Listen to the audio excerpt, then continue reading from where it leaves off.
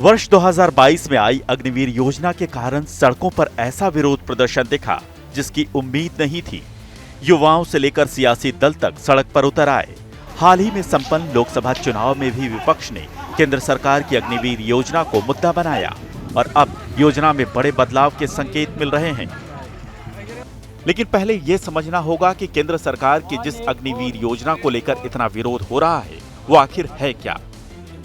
दरअसल अग्निवीर योजना के तहत आर्मी, नेवी और एयरफोर्स में 4 वर्ष के लिए युवाओं की कॉन्ट्रैक्ट पर भर्ती की जाती है। 6 महीने की ट्रेनिंग के बाद जवानों की तैनाती की जाती है।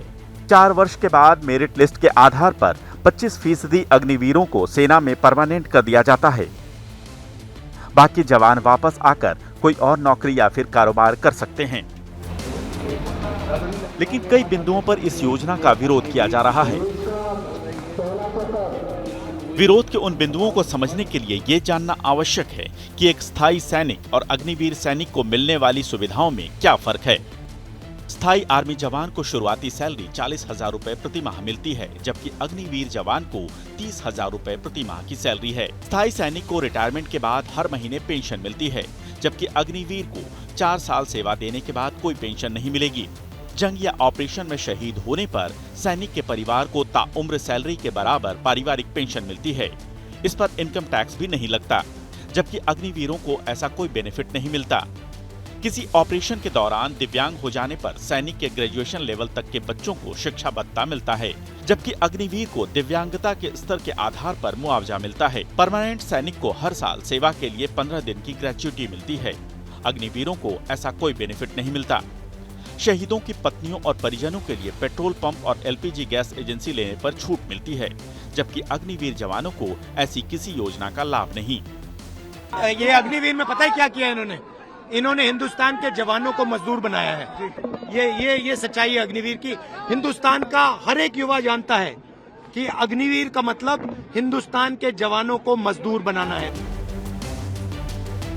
हालांकि 4 वर्ष के बाद सेना से बाहर होने वाले अग्निवीरों को लेकर सरकार का मकसद एक ट्रेंड वर्कफोर्स तैयार कर समाज को दिशा देने की भी है। लेकिन 4 वर्ष की सर्विस के बाद जॉब की सिक्योरिटी नहीं होना और स्थायी सैनिकों की पहचान न मिलना विरोध के बड़े कारणों में शामिल है।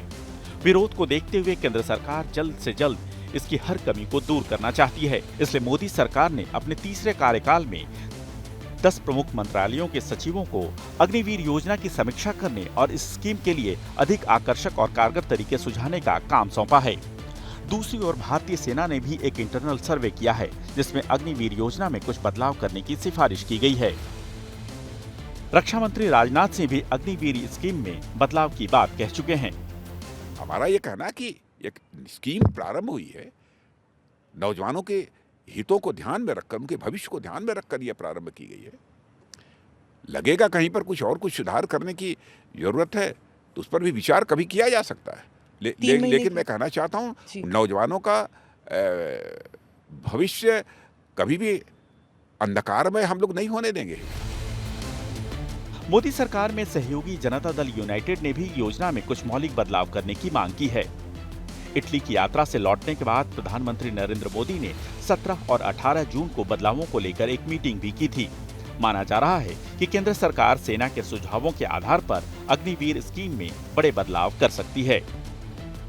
सेना ने जो कुछ बड़े बदलाव दिए हैं उनमें आयु सीमा 17.5 से 21 साल से बढ़ाकर 23 वर्ष करने की सिफारिश है।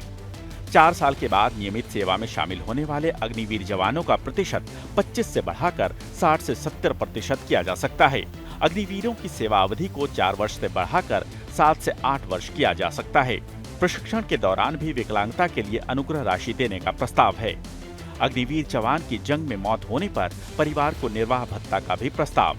सेवा अवधि पूरी होने के बाद नौकरी खोजने में मदद के लिए एक पेशेवर एजेंसी का भी प्रस्ताव दिया गया है।